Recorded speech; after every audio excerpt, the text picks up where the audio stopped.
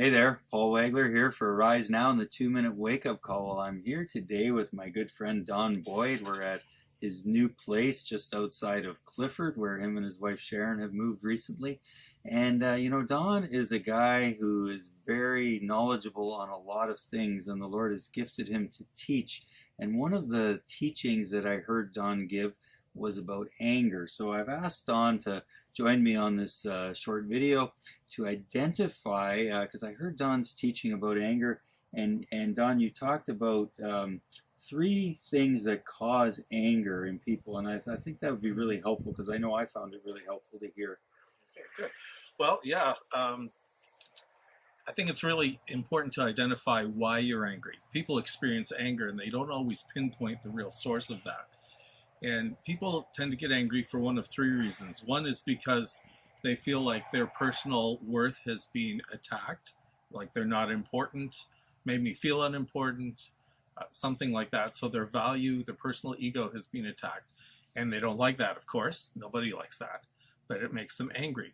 Secondly, people will get angry because their values have been negated.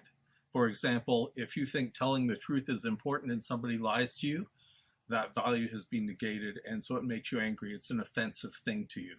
And that's the second reason. The third reason then is because our plans and our goals are blocked. We have something we want to do, something we want to accomplish, and it doesn't work out the way we think it should. And so we try harder. And one of the tools we use to try harder is our anger.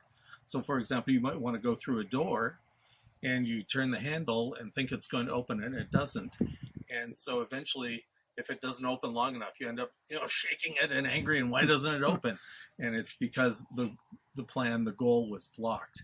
And so that creates some anger. So when you know why you're angry, it helps you to address the reality of the situation, especially if there's confrontation involved.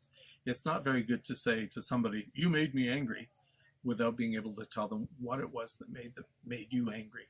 And so that, I think, is a valuable tool to be able to pinpoint why I'm angry, and then to be able to address that rather than just an ungodly expression of the anger that you're feeling. So, wow, that's really good, Don. As you're talking about that, I'm thinking you should have been at our house yesterday. I think that number 3, when things didn't go the way that you wanted, it was causing some anger in me. Okay. We won't get into the specifics, but we have a ministry for that. we worked it out. But yeah, it was. So that's very helpful, Don, and I hope that you find that helpful to ponder as to what it is in you that causes anger in the various situations, so you can identify it and hopefully deal with anger in a much more effective way than just blowing up and letting it rip. So anyway, thanks, Don, and until we meet again, stay awake and stay alert.